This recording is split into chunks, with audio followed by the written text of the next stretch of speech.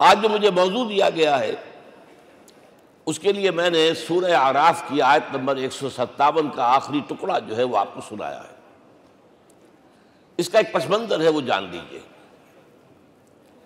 آپ کو معلوم ہے کہ جب حضرت موسیٰ بنی اسرائیل کو لے کر مصر سے نکلے ہیں، اس کے بعد مرحلہ آیا کہ اللہ تعالیٰ نے حضرت موسیٰ کو کوہ طور پر طلب فرمایا تورات عطا کرنے کے لیے۔ ان کی غیر حاضری میں ایک فتنہ کھڑا ہوا اور کچھ لوگوں نے ایک بچڑا بنا کر اس کی پرستش شروع کر دی بنی اسرائیل میں سے، سامری کا بنایا ہوا بچڑا۔ جب حضرت موسیٰ واپس آئے انہوں نے یہ دیکھا تو بہت غضبناک ہوئے، اور پھر اللہ تعالیٰ کے حکم سے فیصلہ ہوا کہ 12 قبیلوں میں سے جن لوگوں نے بھی یہ شرک کیا ہے ان کو انہی قبیلوں کے لوگ خود قتل کریں۔ کئی ہزار اسرائیلی قتل ہوئے۔ یہ بہت بڑا یوں سمجھیے کہ پرج ہوا ہے اس قوم کے اندر۔ اس کے بعد پھر مزید اللہ تعالیٰ کی خدمت میں استغفار کے لیے حضرت موسیٰ علیہ السلام اپنے 70 بڑے بڑے سردار جو تھے 12 قبیلوں کے ان کو لے کر حاضر ہوئے۔ وہاں انہوں نے استغفار کیا اور ایک دعا کی، پروردگار وَاكْتُبْ لَنَا حَسَنَةً فِي الدُّنْيَا وَالْآخِرَةِ، ہمارے لیے نیکی کا اندراج کر دے، دنیا میں بھی آخرت میں بھی۔ جواب ملا اللہ تعالیٰ کی طرف سے، دیکھو عذاب تو میں جس کو چاہوں گا دوں گا، اور ویسے میری رحمت ہر شے کے ساتھ موجود ہے، ہر شے کا وجود میری رحمت سے ہے، لیکن ایک میری خاص رحمت ہے جو میں لکھ رکھوں گا ان لوگوں کے لیے جو میرے نبی امی آخری رسول ان پر ایمان لائیں گے صلی اللہ علیہ وسلم۔ وہ جب آئیں گے اور وہ نیکی کا حکم دیں گے، بدی سے روکیں گے، پاکیزہ چیزوں کو حلال قرار دیں گے، ناپاک چیزوں کو حرام قرار دیں گے، نوع انسانی کے اوپر جو بوجھ تھے جو اس وقت ہوں گے ان کو اتاریں گے۔ وہ جب آئیں گے تو جو لوگ فَالَّذِينَ آمَنُوا بِهِ نمبر 1، وَعَزَّرُوهُ نمبر 2، وَنَصَرُوهُ نمبر 3، وَاتَّبَعُوا النُّورَ الَّذِي أُنزِلَ مَعَهُ أُولَٰئِكَ هُمُ الْمُفْلِحُونَ۔ جو لوگ ان پر ایمان لائیں گے، ان کی تعظیم اور توقیر کریں گے، ان کی مدد کریں گے، اور جو نور ان کے ساتھ نازل کیا جائے گا یعنی قرآن، اس کی پیروی کریں گے، وہ ہوں گے جو فلاح پانے والے ہوں گے، میری خصوصی رحمت سے حصہ ان کو ملے گا۔ اب یہاں پہلے تو دعا کر لیجئے، اللہم ربنا اجعلنا منہم، اے اللہ ہم سب کو ان میں شامل فرما دے جو تیرے نبی کے ساتھ تعلق کی ان 4 بنیادوں کی شرائط کو پورا کر سکے، تقاضوں کو پورا کر سکے۔ اب ذرا ان میں سے ایک ایک کو لیجئے۔ ایمان جانی پہچانی چیز ہے، ایمان جسے کہتے ہیں، اس کی تشریح میں جانے کی ضرورت نہیں، وقت بھی محدود ہے، لیکن ایک بات سمجھنے کی ہے بہت ضروری۔ ایمان کے 2 لیول ہیں۔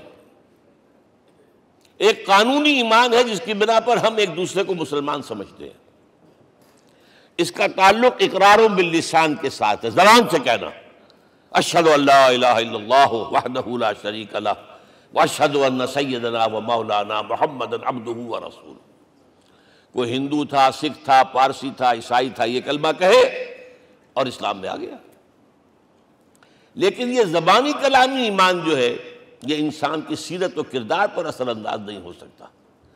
یہی وجہ ہے آج ہم دیکھ رہے ہیں مسلمان ہی جھوٹ بھی بول رہا ہے، مسلمان ہی بے ایمانی بھی کر رہا ہے، مسلمان ہی خیانت بھی کر رہا ہے، مسلمانوں کے لیڈر بلینز کی خیانت کر رہے ہیں۔ یہ کون ہے؟ سب مسلمان ہیں۔ وہ اس کی وجہ کیا ہے کہ ہم صرف قانونی مسلمان ہیں اور ہمارا ایمان قانونی ایمان ہے۔ اس کے لیے اسلام کا لفظ قرآن میں آیا ہے سورہ حجرات میں، قالت الاعراب آمنا قل لم تؤمنوا ولکن قولوا اسلمنا۔ اے نبی یہ بدو کہہ رہے ہیں ہم ایمان لے آئے، ان سے فرما دیجئے تم ہرگز ایمان نہیں لائے ہو، یوں کہو کہ ہم مسلمان ہو گئے ہیں۔ ولما يدخل الایمان فی قلوبکم، ابھی تک ایمان تمہارے دلوں میں داخل نہیں ہوا۔ بہرحال اللہ کا شکر ہے اس نے ہمیں مسلمانوں میں پیدا کر دیا، ورنہ ہم میں سے کتنے ہوتے اگر کہیں اور پیدا ہو گئے ہوتے تو نعمت اسلام سے بھی ہم بہرہ ور ہو سکتے، کیا کہہ سکتے۔ اصل ایمان ہے جب وہ دل میں داخل ہو جائے، یقین بن جائے۔ اسی لیے بچپن میں یاد کیا ہوگا ایمان مجمل، آمنت باللہ کما ہوا باسمائہ و صفاتہ وقبلت جمیع احکامہ اقرار باللسان و تصدیق بالقلب۔ جب تصدیق بالقلب ہوگی تو اب اس کے تقاضے جو ہیں عملی پیدا ہوں گے۔ ان تقاضوں میں سے ایک میں 2 حدیثوں کے حوالے سے آپ کے سامنے رکھ رہا ہوں۔ پہلی حدیث حضرت عبداللہ بن عمرو بن العاص رضی اللہ تعالی عنہما سے مروی ہے، لا یؤمن احدکم حتی یکون ہواہ تبعا لما جئت بہ۔ دیکھو تم میں سے کوئی شخص مومن نہیں ہو سکتا جب تک کہ اس کی خواہش نفس تابع نہ ہو جائے اس شریعت کے، اس قانون کے، اس ہدایت کے جو میں لے کر آیا ہوں۔ اگر عملاً تابع نہیں ہوئے تو حقیقتاً مومن نہیں ہو۔ دل میں جھانکو، Do I really believe that Muhammad is the prophet of Allah? Do I really believe that Quran is the word of God? کبھی جھانکیے گا اندر، جواب ملے گا صحیح آپ کو۔ کیا کنوکشن ہے؟ کنوکشن ہو اور پھر حضور کی پیروی نہ ہو، حضور کے احکام کی پابندی نہ ہو، اللہ کے قوانین کی پابندی نہ ہو، کیسے ممکن ہے؟ حضور تو فرماتے ہیں صلی اللہ علیہ وسلم، ایک ایسی بد اخلاقی اور کج خلقی پر صرف اسے کوئی گناہ کبیرہ بھی نہیں کہیں گے۔ فرمایا ایک مرتبہ واللہ لا یؤمن، واللہ لا یؤمن، واللہ لا یؤمن، خدا کی قسم فلاں شخص مومن نہیں ہے، خدا کی قسم فلاں شخص مومن نہیں ہے، خدا کی قسم فلاں شخص مومن نہیں ہے۔ صحابہ کانپ گئے، کون بدبخت ہے جس کے بارے میں فرمایا جا رہا؟ پوچھا گیا من یا رسول اللہ؟ جواب سنیے اور اپنے غریب حالوں میں جھانکیے۔ وہ شخص الذی لا یامن جارہ بوائقہ، وہ شخص جس کی شرارتوں کی وجہ سے اس کا پڑوسی چین میں نہیں ہے، امن میں نہیں ہے، وہ مومن نہیں ہے، خدا کی قسم نہیں ہے، خدا کی قسم نہیں ہے۔ کیسے علیحدہ کر لیں گے اس ایمان کو اعمال سے اور ایمان کو اخلاق سے؟ آگے چلیے، وہ جو حدیث حضرت ابو ہریرہ سے، اور یہ متفق علیہ، صرف بخاری کی نہیں ہے، بخاری جمع مسلم، لا یؤمن احدکم حتی اکون احب الیہ من والدہ وولدہ والناس اجمعین۔ تم میں سے کوئی شخص مومن نہیں ہو سکتا جب تک کہ میں اسے محبوب تر نہ ہو جاؤں، اپنے باپ سے بھی، اپنے بیٹے سے بھی، اور تمام انسانوں سے۔ جھانک لیجئے دل میں، صورتحال یہ ہے یا نہیں ہے؟ کیوں محبوب ہو جائیں؟ اس لیے کہ آپ کے ذریعے ہدایت ملی ہے، آپ کے ذریعے ہم اللہ سے جڑے ہیں، اور آپ کو معلوم ہے دنیا میں کوئی شے ہدایت نہیں، نعمت نہیں ہے جب تک کہ نعمت ہدایت نہ ہو۔ اگر صحت اچھی ہے، ہدایت نہیں ہے تو بدماشیاں کریں گے، کیا کریں گے؟ آپ کو معلوم ہے صحت اچھی جو ہے کدھر جا کے کھپے گی اگر ہدایت نہیں ہے۔ اگر دولت ہے، ہدایت نہیں، کیا کریں؟ گلچھرے اڑائیں گے، عیاشیاں کریں گے، لوگوں پر اپنی دولت کا روب گانٹیں گے۔ اولاد ہے، ہدایت نہیں ہے، یہ اولاد سہان و روح بھی بن جائے گی کہیں آپ کے لیے۔ کوئی شے نعمت نہیں ہے جب تک کہ نعمت ہدایت نہ ہو، اور ہدایت ہمیں ملی محمد الرسول اللہ صلی اللہ علیہ وسلم کے ذریعے۔ تو آپ سے بڑھ کر محبوب کون ہوگا؟ اس کے ضمن میں ایک بڑا پیارا واقعہ آتا ہے۔ حضرت عمر سے پوچھتے ہیں حضور ایک مرتبہ، عمر تمہیں مجھ سے کتنی محبت ہے؟ اندازہ کیجئے کس قدر اپنائیت کسی سے ہوتی ہے تب یہ سوال ہوتا ہے، عمر تمہیں مجھ سے کتنی محبت ہے؟ عرض کیا حضور مجھے آپ دنیا کے ہر انسان سے زیادہ محبوب ہیں۔ فرمایا اور اپنی جان سے؟ ذرا سا توقف کیا، دل میں جھانکا، ہاں حضور اب میں یہ بھی کہتا ہوں کہ میری جان سے بھی زیادہ عزیز ہے مجھے۔ آپ نے فرمایا الان عمر اب پہنچے ہو جو مقام ہے، اب درکار ہے، جو مطلوب ہے۔ تو محبت اس درجے کی، اطاعت اس درجے کی اگر نہیں ہے تو ایمان نہیں ہے۔ ہاں قانونی ایمان ہے، اب مسلمان ہے، اللہ کا شکر ہے، بہت بڑا فضل ہے۔ اب اگلے بات پر آئیے، الضروح، ان کی توقیر، ان کی تعظیم کرے۔ یہ تعظیم کس درجے میں؟ اب وقت بہت کم ہے، میں صرف آپ کو سورہ حجرات سے مثال دے رہا ہوں. فرمایا گیا یا ایھا الذین آمنوا لا ترفعوا اصواتکم فوق صوت النبی ولا تجہروا لہ بالقول کجہر بعضکم لبعض ان تحبط اعمالکم وانتم لا تشعرون. اے ایمان والو، کبھی اپنی آواز کو حضور کی آواز سے بلند تر نہ کر دینا. کبھی جس طرح بلند آواز سے ایک دوسرے سے بات کرتے ہو ایسے نہ کر بیٹھنا، مبادا تمہارے سارے اعمال حبط ہو جائیں اور تمہیں پتہ بھی نہ چلے. تم تو کہو گے میں نے کوئی گناہ کبیرہ تو نہیں کیا، میں نے کوئی ڈاکہ نہیں ڈالا، چوری نہیں کی، کوئی زنا نہیں کیا، کوئی شراب نہیں پی.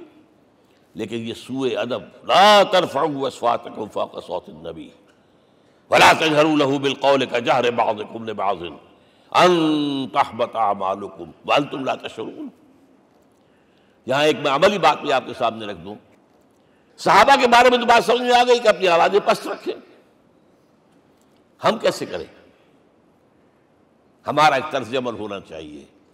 اگر کسی گفتگو میں کوئی شخص کہ حضور نے یہ فرمایا ہے، کبھی یہ نہ کہے میں نہیں مانتا. ہاں توقف کر لیں، بھائی میں تحقیق کروں گا کہ واقعی یہ حدیث صحیح ہے یا نہیں ہے. ٹھیک، ضروری نہیں کہ جو کہہ دیں مان لیں آپ. محدثین نے کتنی محنتیں کر کر کے چھانٹی کی ہے. لہذا یہ، لیکن فوراً اگر آپ نے کہا نہیں میں نہیں مانتا، یہ عقل کے خلاف ہے، یہ فلاں ہے، یہ وہ ہے، یہ ہے کہ جو آپ سوء ادب کے مرتکب ہو رہے ہیں نبی اکرم صلی اللہ علیہ وسلم کی بارگاہ میں. ہاں توقف کریں، غور کریں، تحقیق کریں، معلوم ہو کہ یہ حدیث پختہ نہیں ہے، مستند نہیں ہے، پھر دوسری بات ہے.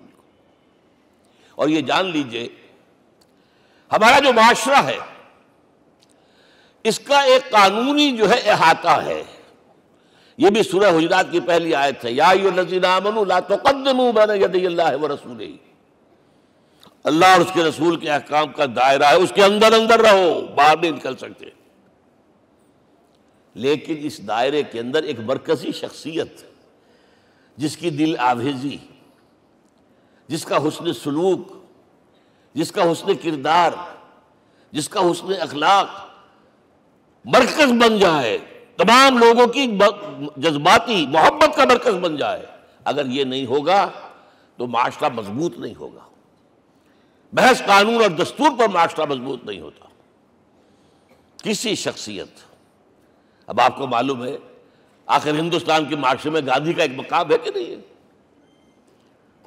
آخر یہ سارا معاملہ چل رہا ہے اسی کے گرد کے نہیں؟ ماؤ زے تنگ کے معاملہ ہے کہ نہیں ہے؟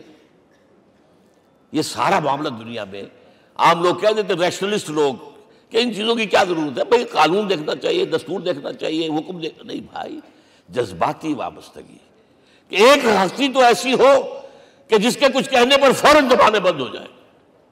اور اس کا نقشہ میں سعودی عرب میں دیکھتا ہوں، اگر وہاں کے دو بدو لڑ رہے ہوں سخت اور ایک دوسرے کو کھانے کو دوڑ رہے ہوں، کوئی شخص کہتے صلی علی النبی، فوراً خاموش.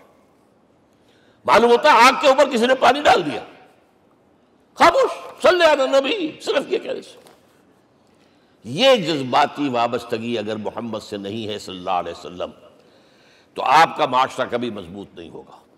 یہ مرکزی شخصیت، یہ مرکز ہے. اسی لیے ان کے احترام کا یہ درجہ ہے، کیونکہ اس سے کیا ہوگا؟ تمہارا شیرازہ بکھر جائے گا. اگر ان کے ساتھ جذباتی محبت نہیں ہوگی تمہارا شیرازہ بکھر جائے گا. یہ آیا معاملہ.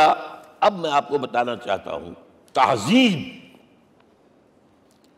ہمارے ہاں اصل میں بدقسمتی سے ہم سیرت کی تقریریں کرتے ہیں، حضور کی عظمت بیان کرنے کی کوشش کرتے ہیں.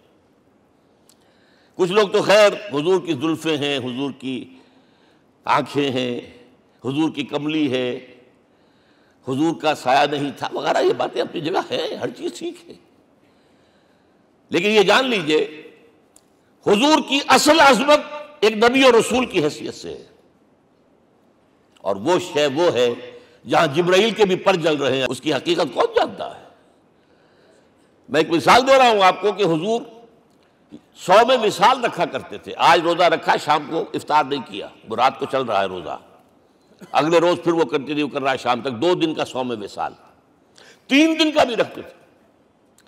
صحابہ نے اجازت چاہی حضور ہمیں بھی اجازت دے دیں؟ نہیں. آج کے حضور آپ تو رکھتے ہیں، ہمیں منع کرتے ہیں۔ اب سنیے، ایکم مثلی، تمہیں سے کون ہے مجھ جیسا؟ ابھی تو عند ربی، میں تو اپنے رب کے پاس رات گزارتا ہوں۔ ہوا یطعمنی ویسقین، وہ مجھے کھلاتا اور پلاتا ہے۔ کیا سمجھیں گے ہم؟ کیا ہماری سمجھ میں آئے گا؟ یہ معاملہ نبوت کے جو اسرار و رموز ہیں، ان کا جو مقام اور مرتبہ ہے، وہ کوئی نبی پہچان سکتا، غیر نبی تو پہچان ہی نہیں سکتا۔ ایک ڈاکٹر کا کیا مقام ہے اپنے فن میں، وہ کوئی ڈاکٹر ہی سمجھ سکے گا نا، غیر ڈاکٹر کہاں سمجھے گا؟ اور حقیقت میں وہی سمجھے گا جو اس سے بھی اوپر کا ڈاکٹر ہے، نیچے والا تو نہیں سمجھ سکتا۔ جو کمتر ہے وہ تو صرف اوپر دیکھے گا، اللہ اللہ خیر صلی اللہ، جو اوپر ہے اور ظاہر ہے محمد سے اوپر کوئی نہیں صلی اللہ علیہ وسلم۔ یہی وجہ ہے، دیکھیے شیخ سعدی کو کیا کہنا پڑا، یا صاحب الجمال و یا سید البشر من وجهك المرير قد نور القمر لا يمكن الثناء كما كان حقه بعد خدا بزرگ توئی قصہ مختصر۔ اے محمد صلی اللہ علیہ وسلم، آپ کی ثنا جیسے کہ حق ہے ہو ہی نہیں سکتی۔ غالب اس سے بھی آگے گیا ہے، میں بات ابھی آپ کو سناتا ہوں شعر اس کا۔ آپ کی ثنا کا حق ادا ہو ہی نہیں سکتا، بس ہم یہ جانتے ہیں اللہ کے بعد آپ کا مقام۔ غالب جو آگے گیا ہے کہتا ہے، غالب ثنائے خواجہ بیزداں گزاشتیم کہاں ذات پاک مرتبہ دان محمد است۔ اے غالب، ہم نے تو حضور کی ثنا تو اللہ کے حوالے کر دی ہے، اس لیے کہ وہی ذات پاک جانتا ہے مرتبہ محمد کا کیا ہے صلی اللہ علیہ وسلم۔ ہم بیان کرنے کی کوشش کریں گے تو توہین کر بیٹھیں گے۔ ایک لطیفہ ہے، ایک بیچارہ کوئی دیہاتی کہیں پھنسا ہوا تھا کسی جگہ، تھکا ہوا چل رہا تھا، ڈپٹی کمشنر صاحب جا رہے تھے، کار میں بٹھا لیا۔ اب اس نے کہا، پتر تینوں اللہ پٹواری کرے۔ اب اس غریب کے جو ہے اس کے ذہن میں تو پٹواری سے اوپر تو کچھ ہے ہی نہیں، اس کے قلم سے جو ہے ادھر کا انتقال ادھر ہو گیا، ادھر ادھر چلی گئی۔ تو ڈی سی کو وہ تعریف کر رہا ہے، اپنے سمجھ کے مطابق پٹواری کرے، تو ہم کہیں پٹواری والا معاملہ نہ کریں۔ ہاں، ایک پہلو ایسا ہے جس کے حوالے سے حضور کی عظمت ہماری سمجھ میں آئے گی۔ حضور ایک انسان کی حیثیت سے کیا تھے، ایک باپ کی حیثیت سے آپ کا کیا طرز عمل تھا۔ ذرا یاد کیجئے، جگر گوشہ رسول حضرت فاطمہ بطول رضی اللہ تعالیٰ عنہ وہ حاضر ہوتی ہے، ابا جان دیکھیے چکی پیس پیس کر یہ گھٹے پڑ گئے میرے ہاتھ میں، یہ کنویں سے پانی لاتی ہوں، مشکیزیں کہ یہاں پر بندیاں پڑ گئی۔ حضور اب تو عام لوگوں پر بھی آسانیاں ہیں، لوگوں کے ہاں غلام آ گئے ہیں، کنیزیں آ گئی ہیں، مال و دولت آ گئی ہے، مجھے بھی کوئی غلام کنیز عطا ہو جائے۔ اور آپ کو معلوم ہے یہ لخت جگر نور چشم محمد کی سب سے پیاری بیٹی صلی اللہ علیہ وسلم، کوئی شک نہیں اس میں، فاطمہ، کیا بیتی ہوگی حضور کے قلب پر۔ لیکن فرمایا، کیا بیٹی، یہ دنیا کی چیزیں ہمارے لیے نہیں ہیں، میں تمہیں اس سے بہتر شے دیتا ہوں۔ تسبیح فاطمہ ہر نماز کے بعد 33 مرتبہ سبحان اللہ، 33 مرتبہ الحمدللہ، 33 مرتبہ اللہ اکبر کہہ لیا کرو۔ لیکن سوچ لیجئے دل پر کیا گزری ہوگی صلی اللہ علیہ وسلم۔ حضرت عائشہ سے پوچھئے، حضرت خدیجہ سے پوچھئے، حضور کیسے شوہر تھے؟ آپ سے زیادہ خواتین کے حق میں نرم، گھر کے کام کا جھاڑو دے رہے ہیں، کپڑے جو ہیں بوسیدہ انہیں سی رہے، گھر میں بیٹھے ہوئے، یہ کام کرتے تھے۔ بہرحال ایک بات میں آپ سے عرض کروں، آپ انسان کی جس حیثیت کا بھی ذہن میں تصور کریں گے وہ ساری حیثیتیں محمد میں موجود ہیں صلی اللہ علیہ وسلم۔ محمد حاکم کی حیثیت سے بھی ہیں، محمد سب سالار کی حیثیت سے بھی ہیں، محمد قاضی القضات بھی ہیں، محمد ہیڈ آف دی اسٹیٹ بھی ہیں، محمد بیویوں والے بھی ہیں، اولاد والے بھی ہیں، محمد 5 وقتہ امام بھی ہیں، جمعے کے خطیب بھی ہیں، مدرس قرآن بھی ہیں، مربی بھی ہیں، مزکی بھی ہیں، اور ہر میدان میں بلند ترین مقام۔ کوئی ایسی جامع شخصیت ملے گی؟ ہمارے ہاں تو حال یہ ہے کہ جو خطیب صاحب ہوتے ہیں وہ 5 وقتہ نماز کیسے پڑھا سکتے ہیں؟ ان کا تو اونچا مقام ہے۔ 5 وقتہ نماز کے لیے تو علیحدہ چاہیے امام آپ کو، اور وہاں بھی ایک امام سینئر ہوگا، وہ عشاء مغرب اور فجر پڑھائے گا، ایک جونیئر ہوگا بیچارہ، وہ جو خاموش نماز ہے وہ پڑھائے گا۔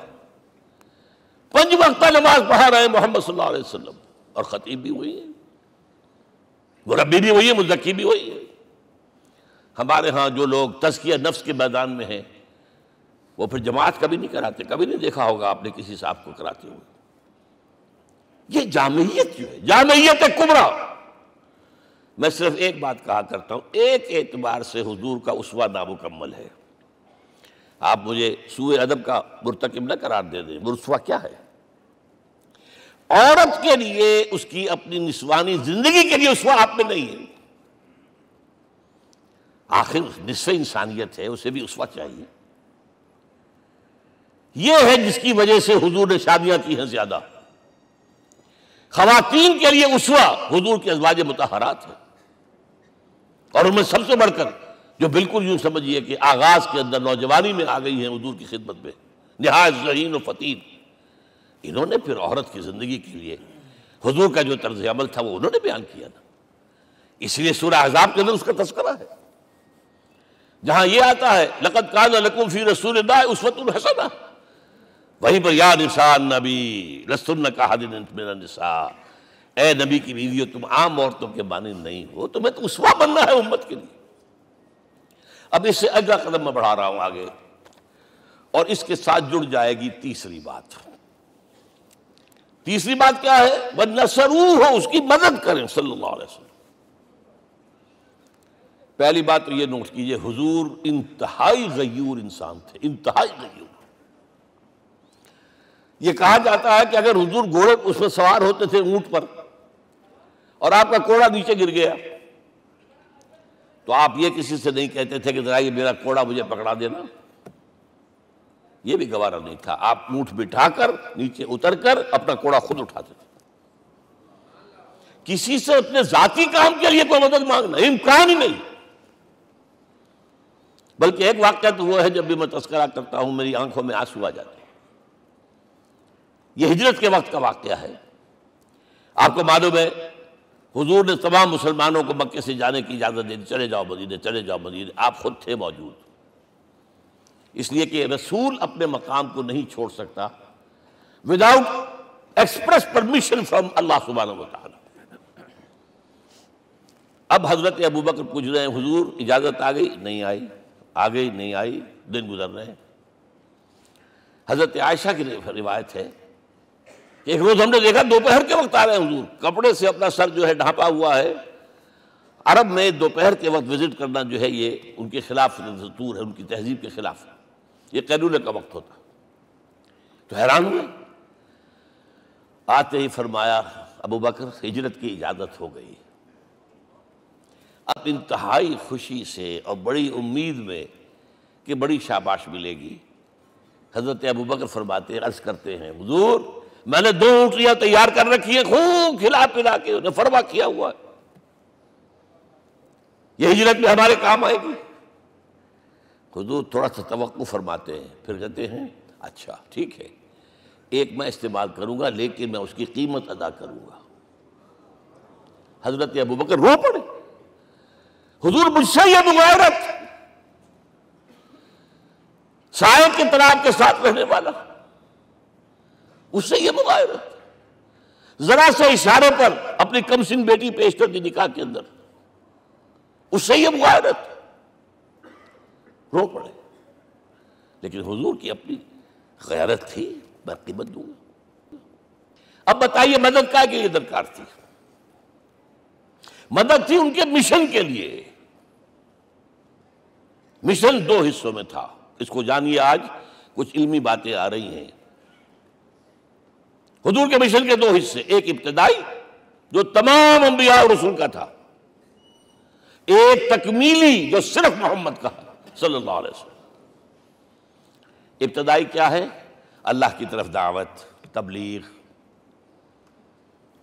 جو دعوت قبول کر لیں ان کے لیے بشارت، بشیر کہ تمہارے لیے آخرت میں جنت ہے، نعمتیں ہیں۔ رد کر دیں ان کے لیے نذیر، خبردار کرنے والے، جہنم کے لیے تیاری کر لو۔ داعی اللہ، اللہ کی طرف بلانے والے، سراجا منیرا، روشنی کے چراغ۔ یہ حیثیتیں مشترک ہے تمام انبیاء کرام۔ تمام انبیاء بشیر بھی تھے، نذیر بھی تھے، داعی بھی تھے، سراج منیر بھی تھے، اگرچہ ان تمام حیثیتوں میں بھی حضور کا سب سے اونچا مقام علیحدہ نمایاں ہے، لیکن حیثیتیں بنیادی طور پر مشترک۔ ایک حیثیت تکمیلی، اور وہ کیا ہے؟ اے نبی، جو دین آپ کو دیا گیا ہے صرف تبلیغ نہیں، صرف تعلیم نہیں، اس کو قائم کر کے دکھاؤ ایک نظام زندگی کی حیثیت سے۔ 3 مرتبہ قرآن میں یہ الفاظ حضور کے لیے آئے ہیں، هو الذی ارسل رسولہ بالہدی ودین الحق لیظہرہ علی الدین کلہ۔ 3 دفعہ سورہ توبہ میں یہ الفاظ آئے، سورہ صف میں یہ الفاظ آئے، سورہ فتح میں یہ الفاظ آئے۔ وہی اللہ جس نے بھیجا ہے اپنے رسول کو صلی اللہ علیہ وسلم، الہدا، قرآن حکیم، ہدایت کاملہ، اور نمبر 2 دین حق۔ یہ 2 چیزیں دے کر بھیجا، کس لیے؟ تاکہ اس دین کو غالب کرے پورے نظام زندگی پر۔ یہ معاملہ ذرا سوچئے، اور یہ حضور کے لیے 3 دفعہ، اور کسی اور نبی کے لیے 1 دفعہ بھی نہیں۔ قرآن مجید کے اس نقطے کو ذہن نشین کر لیجیے۔ اصل میں یہ کیا ہے؟ اسے ہم یوں کہیں گے، ایک ہے نبوت و رسالت، ایک ہے تکمیل نبوت و رسالت۔ ہمارے ہاں ختم نبوت کے اوپر تو زور دیا گیا ہے، اور صحیح دیا گیا ہے، ایمان کا ہمارا جز ہے۔ حضور کے بعد کسی نے بھی دعویٰ کیا نبوت کا، وہ جھوٹا کذاب دجال، جس نے مانا وہ بہرحال دائرہ اسلام سے خارج ہے، اور جو بھی کچھ ہوا کرے وہ۔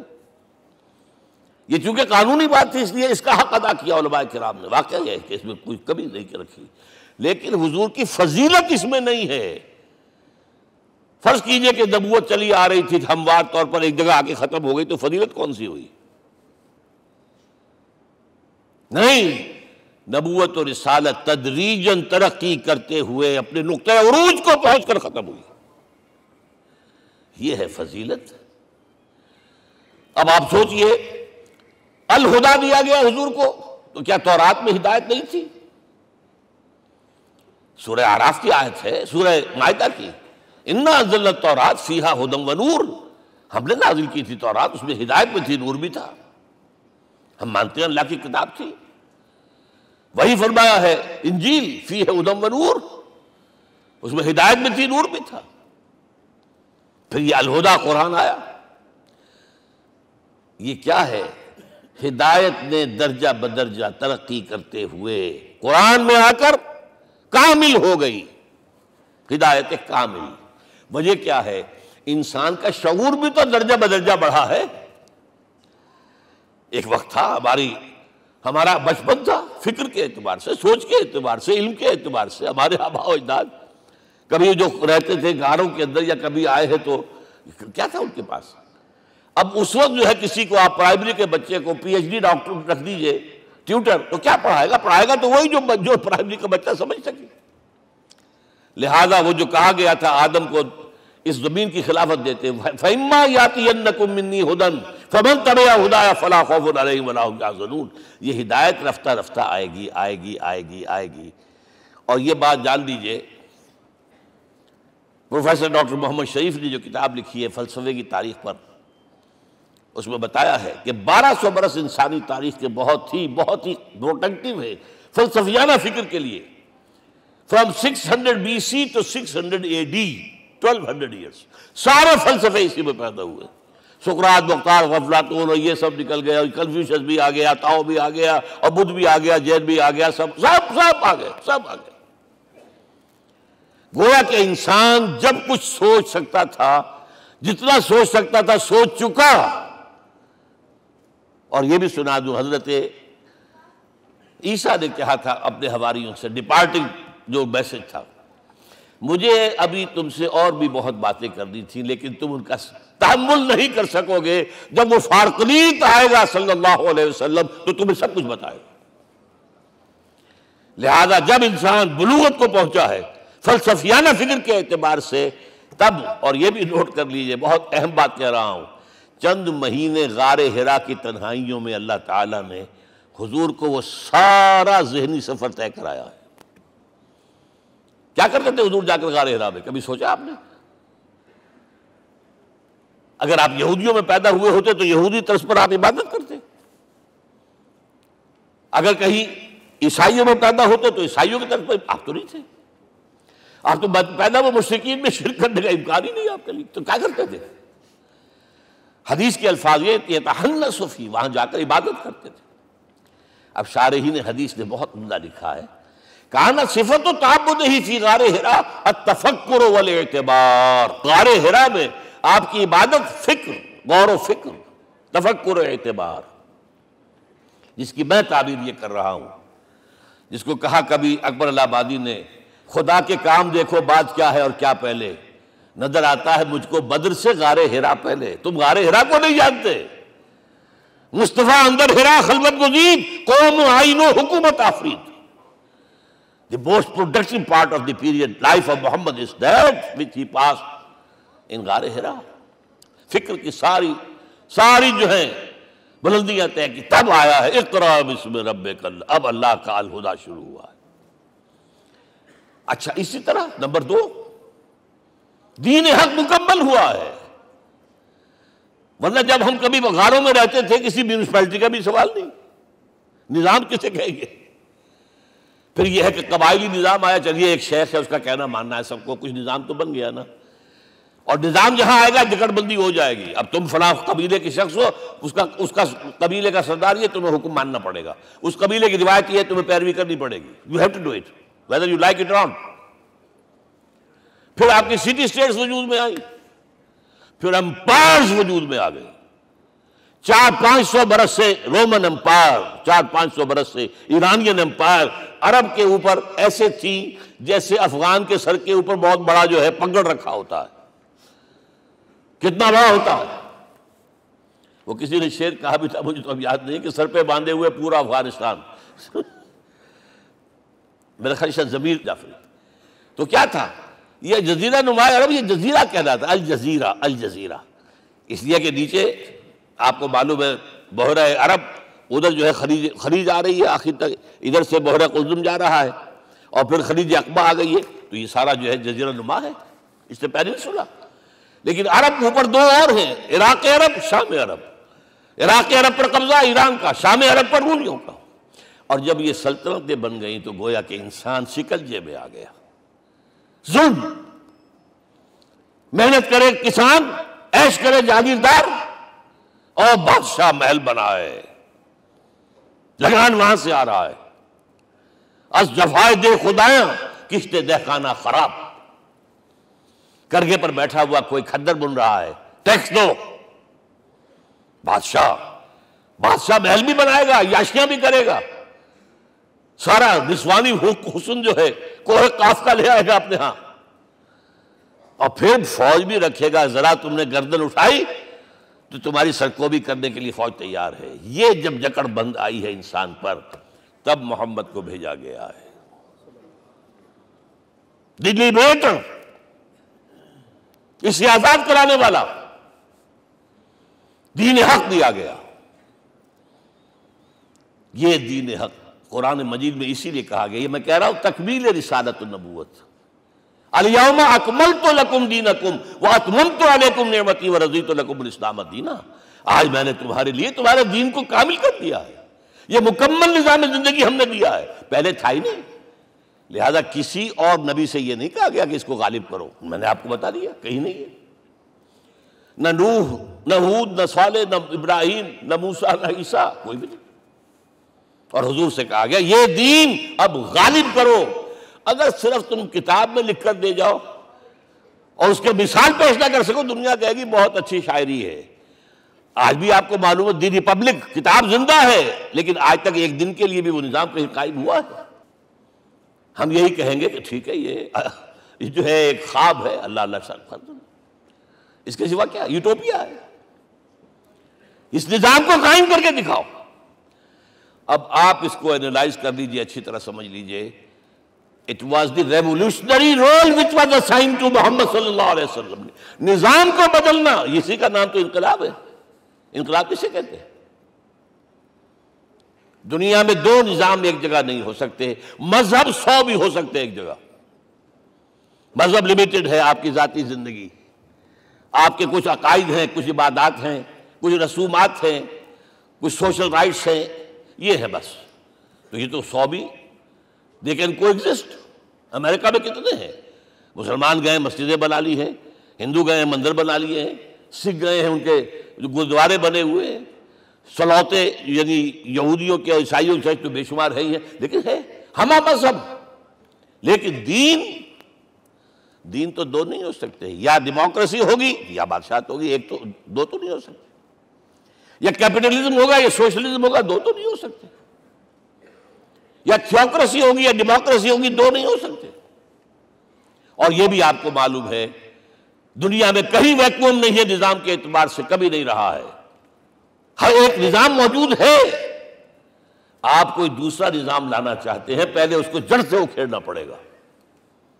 گفت رومی ہر بنائے کہنا کعباداں کلند، تو نہ دانی اولاں تعمیر راں ویراں کلند۔ رومی نے کہا ہے کہ دیکھو، اگر کوئی نئی تعبیر تمہیں کرنی ہو تو تم جانتے نہیں ہو پہلے پرانی تعبیر کو گرانا پڑتا ہے، پہلے آپ نظام جڑ سے کھینچ کر پھینکیں گے باہر، تب نظام لائیں گے نا۔ اور یہ ظاہر بات ہے جو نظام بھی ہے اس کے ساتھ ویسٹڈ انٹرسٹ ہے، اس کے ساتھ پریولیج کلاسز ہیں، دے وانٹ سٹیٹس کو، وہ کوئی تبدیلی نہیں ماننے کو تیار، کیونکہ اسی نظام کی شاخوں پر تو ان کے گھونسلے بنے ہوئے، وہیں سے تو مفادات ان کے وابستہ ہے۔ لہذا نظام جو ہے بدلنے کے لیے جانیں دینی پڑتی ہیں، خون بہانا پڑتا ہے، جان جوکھوں کا کام کرنا پڑتا ہے، اس کے بغیر نظام نہیں بدلتا۔ اور محمد کا رول صلی اللہ علیہ وسلم، یہ ہے وہ عظمت محمد کی جو انسان نے پہچانی ہے۔ میں 3 گواہیاں آپ کے سامنے پیش کر رہا ہوں، 1 from the east, 2 from the west, 3 کئی ملوے ہے۔ یہی لاہور 1920، یہاں ایک بریڈلا ہال ہوتا تھا، اس بریڈلا ہال میں ایم این رائے کی ایک تقریر۔ And who was M N Roy? Personal friend of Lenin, member of the Communist International. He knew what revolution is۔ اور اس نے ہسٹوریکل رول آف اسلام تقریر کی لاہور کے اندر 1920 میں، اور اس نے کہا تاریخ انسانی کا عظیم ترین انقلاب وہ تھا جو محمد نے برپا کیا صلی اللہ علیہ وسلم۔ میں تو اس کی ذہانت کی داد دیے بغیر نہیں رہا۔ اس نے کہا بعض مورخین یہ جو فتوحات کی ہیں صحابہ کرام نے، ان کو سمجھ بیٹھتے ہیں جیسے اٹیلا نے فتوحات کی ہیں یا چنگیز خان نے کی ہیں یا کسی اور، کہاں وہ کہاں یہ، وہاں صرف تباہی آتی تھی۔ اور محمد صلی اللہ علیہ وسلم کے پیروکاروں نے جب دنیا فتح کی ہے، نئی تہذیب دی ہے، نیا تمدن دیا ہے، نیا نظام دیا ہے، روشنی دی ہے، علوم کو تازہ کیا ہے، علوم ایجاد کیے ہیں۔ یہ ہے وہ انقلاب جو محمد نے برپا کیا صلی اللہ علیہ وسلم۔ یہ کتاب آج بھی ہندوستان میں چھپتی ہے، بمبئی میں، دی ہسٹوریکل رول آف اسلام۔ اور میں سمجھتا ہوں کہ ہندو ہے، کمیونسٹ ہے اور گواہی دے رہا ہے۔ دوسرا، یہ تو چونکہ بڑی ریسنٹ پاسٹ کی بات ہے، ڈاکٹر مائیکل ہارٹ ایک کتاب لکھتا ہے دی 100، اور اس کا سب ٹائٹل کیا ہے؟ A selection and gradation of the 100 most influential personalities of the human race, human history. پوری انسانی نسل میں سے ان لوگوں کو چن لو جنہوں نے اس کی تاریخ کے دھارے کے رخ کو موڑا ہو۔ ادھر جا رہا تھا ادھر کر دیا، ادھر جا رہا تھا ادھر کر دیا۔ جن لوگوں نے بھی تاریخ کا دھارا موڑا، پہلے سلیکٹ کر لو، سلیکشن۔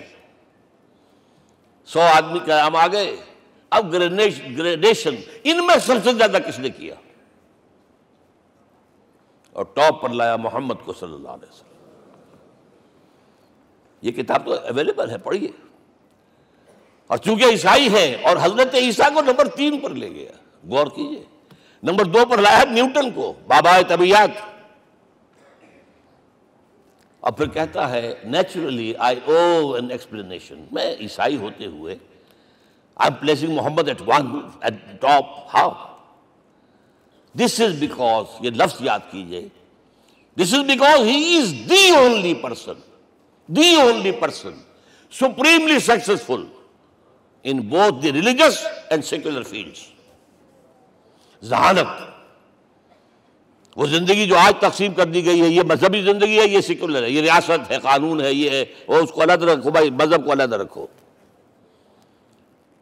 وہ کہتے ہیں کہ یا تو مجھے ملتا ہے کہ وہ آدمی جو ادھر اونچا ہے تو دوسری طرف نیچا ہے، کچھ بھی نہیں. ادھر اونچا ہے تو ادھر کچھ نہیں. روحانیت میں، دین میں، اخلاق میں عیسیٰ سے اوپر کون جائے گا؟ لیکن حکومت میں، ریاست میں کوئی قدم ہی نہیں رکھا، زیرو. مذہب کتنا بڑا پیدا کر دیا گوتم بدھ نے، لیکن ریاست، حکومت زیرو. اور بڑے سے بڑے جو ہے شہنشاہ اور بڑے سے بڑے کانکرس کوئی چلا آیا ہے.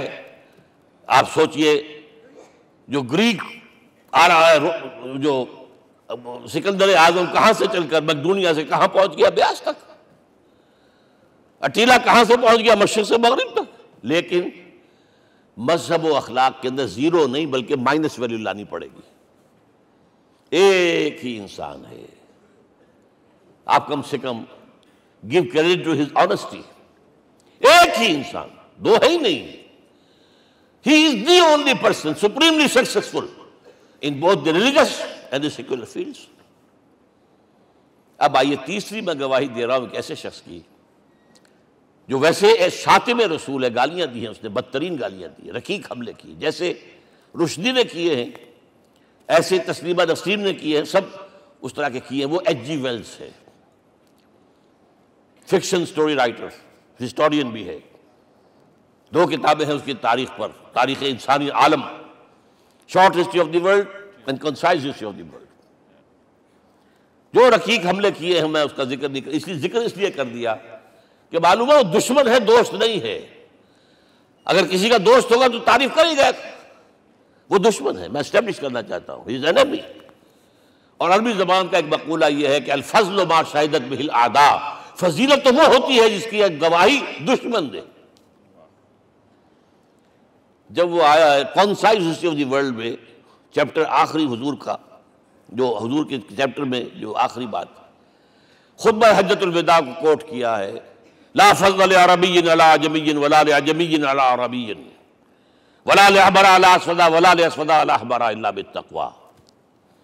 کسی عرب کو کسی عجمی پر کوئی فضیلت نہیں، کسی عجمی کو کسی عرب پر کوئی فضیلت نہیں، کسی گولے کو کسی کالے پر کوئی فضیلت نہیں، اور کسی کالے کو کسی گورے پر کوئی فضیلت نہیں. ہاں، تقوی کے ساتھ فضیلت ہے. اب ذرا میرا ایک ایک لفظ نوٹ کیجئے، کیا لکھتا ہے اس پر. Although the sermons of human freedom, fraternity and equality were said before also, and we find a lot of these sermons in Jesus of Nazareth. مسیح ناصری حضرت عیسیٰ علیہ السلام کے ہاں بھی واعظ تو ہمیں بہت ملتے ہیں، but it must be accepted that it was Muhammad صلی اللہ علیہ وسلم who for the first time in history established a society based on these principles. انسانی حریت، اخوت، مساوات، اس کے واعظ کہنے تو بہت آسان ہے، تقریریں کرنی تو بہت آسان ہے، لیکن ان ویلیوز کو باقاعدہ اسٹیبلش کرنا ایک سوسائٹی میں ماننا پڑتا ہے. یہ اسے دینا پڑا کریڈٹ جو بھی ہے. لیکن ایک بات نوٹ کر لیں، مبادہ کہیں آپ میرے بارے میں سوء ظن ہو جائے، تازہ ایڈیشن جو اب اویلیبل ہے اس میں سے یہ نکال دیے گئے ہیں. آج کے جو ان کے ایڈیٹرز ہیں ان کے حلق سے نیچے نہیں اتر رہے. اتنی بڑی حقیقت. آپ پنجاب لائبریری یا پبلک لائبریری سے جا کے پرانا ایڈیشن لیجئے، concise history of the world کے اندر آپ کو یہ الفاظ مل جائیں گے. Although the sermons of human fraternity Freedom and equality were said before also. And we have a lot of these sermons in Jesus of Nazareth. But it must be accepted that it was Muhammad sallallahu alayhi wa sallam who for the first time in history established a society based on these principles. اب یہ جو mission میں نے آپ کے سامنے رکھا، ایک بنیادی مشن قرآن کی تبلیغ کرو، تبلیغ کرو، تبلیغ کرو، تبلیغ کرو. یا ایھا رسول بلغ ما انزل الیک من ربک وان لم تفعل فما بلغت رسالتہ. نمبر 2، جو دین حق دیا اسے غالب کرو، قائم کرو، نافذ کرو، اس کی مثال پیش کرو دنیا کے سامنے. ان دونوں میں مدد درکار تھی محمد الرسول اللہ کو. جیسے حضرت مسیح نے کہا تھا، وَإِذْ قَالَ عِيسَىٰ ابْنُ مَرْيَمَ لِلْحَوَارِيِّينَ مَنْ أَنصَارِي إِلَى اللَّهِ، کون ہے میرا مددگار اللہ کی راہ میں. جیسے کہ اللہ فرماتے سورہ حدید میں، بڑی پیاری آیت ہے، بڑی ریولوشنری آیت ہے، بلکہ میں لفظ استعمال، بڑی ننگی انقلابی آیت ہے قرآن مجید کی. اتنا صاف اللہ تعالیٰ ہی سچ بول سکتا ہے، کوئی اور تو ضرور کہیں نہ کہیں اس کے اوپر کوئی کپڑا ڈال کے بات کرے گا. آیت نمبر 25 آف سورۃ الحدید، لقد ارسلنا رسلنا بالبینات، ہم نے اپنے رسولوں کو بھیجا واضح نشانیوں کے ساتھ، معجزات کے ساتھ. وانزلنا معهم الکتاب والمیزان، ان کے ساتھ کتاب اتاری، شریعت اتاری، میزان اتاری، نظام اتارا. لیقوم الناس بالقسط، تاکہ لوگ عدل پر قائم ہوں. اس لیے کتاب کیوں بھیجی، رسول کیوں بھیجے، نبی کیوں بھیجے، وحی کیوں بھیجی؟ تاکہ لوگ عدل پر قائم ہوں. یہ اس سے بڑی آیت کوئی ہوگی؟ عدل اجتماعی، سوشل جسٹس. اب اگلا ٹکڑا پڑھیے، وانزلنا الحدید، ہم نے لوہا بھی اتارا ہے، فیہ باس شدید، اس سے اسلحہ بنتا ہے، جنگی قوت ہے. وَلِيَعْلَمَ اللَّهُ مَن يَنصُرُهُ وَرُسُلَهُ بِالْغَيْبِ، اور اللہ دیکھ لینا چاہتا ہے کون ہے اس کے وفادار بندے جو لوہے کی طاقت کو ہاتھ میں لے کر اللہ اور اس کے رسول کی مدد کرتے ہیں. دین اللہ کا، اسے قائم کرنا اللہ کی مدد ہے، اسے قائم کرنا محمد کا فرض ہے، اس کے جد و جہد کرنا محمد کی مدد ہے صلی اللہ علیہ وسلم. یہ تھی نصرت. اور یہ نصرت آپ کو معلوم ہے حضور کی زندگی میں صحابہ نے کرام نے کی ہے کہ نہیں کی؟ جو شخص ایمان لایا فوراً داعی بن گیا، فوراً. ابو بکر ایمان لائے، اور 6 جو ہیں عشرہ مبشرہ میں سے چوٹی کے صحابہ، وہ ان کی دعوت پر ایمان لائے. سعد ابن ابی وقاص، طلحہ، زبیر، عثمان، سعید ابن زید، یہ سب کون ہیں؟ حضرت ابو بکر کی دعوت. نوجوان ہیں. مصعب بن عمیر کو گھر سے نکال دیا چچا نے، اور برہنہ کر کے نکالا ہے کم وقت نے، اس لیے کہ باپ مر گیا تھا، بہت دولت چھوڑ گیا تھا. ماں نے بڑے ناز و نام میں پالا تھا. کہتے ہیں 200 درہم کا جوڑا اس کا بن کر آتا تھا شام سے. جیسے کبھی ہم کہتے تھے کہ پنڈت نہرو کے کپڑے جو ہے پیرس سے سل کر آتے ہیں، اور جہاں سے گزر جاتا تھا مصعب، اتنا اس نے لگایا ہوتا تھا عطر کے پوری گلی جو ہے وہ خوشبو سے جو ہے بھر جاتی تھی. چچا نے بلایا، تم جو یہ گلچھرے کر رہے ہو اپنے باپ کی دولت پر نہ، اور تم اسے کہتے ہو کافر، نکل جاؤ گھر سے. وہ چلنے لگے. He was a teenager. چلنے لگے. وہ سمجھا تھا کہ میرے یہ کہنے سے اس کے تو اس کو تارے نظر آ جائیں گے، یہ فوراً جو ہے توبہ کرے گا، پلٹ آئے گا. چلنے لگے تو اسے اور غصہ آیا، یہ کپڑے بھی اسی باپ کے ہیں، اتارو. وہی اتارے کپڑے. مادرزاد برہنہ ہو کر ماں کے پاس گئے. ماں نے آنکھوں پر ہاتھ رکھا، وہ سب کیا ہوا ہے؟ فرمایا امی میں موحد ہو گیا ہوں. یہ ہے توحید. اور اب جا کر حضور کے دامن میں بیت ارقم میں اب ہمہ وقت کارکن ہے، قرآن اتر رہا ہے، پڑھ رہے ہیں، سمجھ رہے ہیں، قرآن اتر رہا ہے، یاد کر رہے ہیں. اور اس کے بعد جب کہا تھا مدینے والوں نے بیعت عقبہ اولیٰ پر کہ حضور ہمارے سے آپ کی ملاقات تو سال کے بعد ہی ہوگی، درمیان میں تو آپ کو معلوم ہے خوریزی ہے، کوئی قافلہ بچ کے نہیں آ سکتا، تو اب آپ ہمیں کوئی اپنا شاگرد دیجئے. مصعب بن عمیر کو حضور نے کہا جاؤ ان کے ساتھ. وہاں ان کا نام پڑ گیا المقری، پڑھانے والا، قرآن پڑھانے والا. 75 آدمی اگلے سال لے کر آ گیا ہے، اور اسی سے بیعت عقبہ ثانیہ ہوئی ہے، اور ہجرت کا راستہ کھل گیا. اور اس کو ایک دفعہ حضور نے دیکھا، مسجد کے دروازے کے سامنے سے گزر رہا تھا مصعب، پھٹا ہوا کمبل تھا جس میں لپیٹا ہوا تھا۔ حضور کی آنکھوں میں آنسو آ گئے۔ غزوہ احد میں شہید ہوا کس طرح؟ علم بردار تھا، ایک ہاتھ پر وار پڑا ہے، کٹ کے گر گیا، ایک ہاتھ سے تھاما، دوسرے پر بھی گر گیا، دونوں جو بچے ہوئے حصے تھے اس سے تھاما۔ پھر جب ختم ہو گئے، اس کے بعد جو ہے جب دفن کر رہے تھے تو حضور کے سامنے پرابلم لایا گیا۔ مصعب کے جسم پر تو کوئی کپڑا ہی نہیں تھا سوائے ایک چادر کے، ایک دھوتی، اللہ اللہ خیر صلی اللہ۔ اور شہید کا کفن ہوتا ہے اس کا اپنا لباس۔ حضور وہ اتنا چھوٹی ہے وہ چادر کہ پاؤں ڈھانپتے ہیں تو سر کھل جاتا ہے، سر ڈھانپتے ہیں تو پاؤں کھل جاتے ہیں۔ فرمایا سر کو ڈھانپ دو کپڑے سے اور پیروں پر گھاس ڈال دو۔ That was the last dress which Mus'ab got۔ تو یہ لوگ جو تھے محمد رسول اللہ والذین معہ، یہ ساتھی حضور کے جنہوں نے حضور کے مشن میں آپ کا ساتھ دیا۔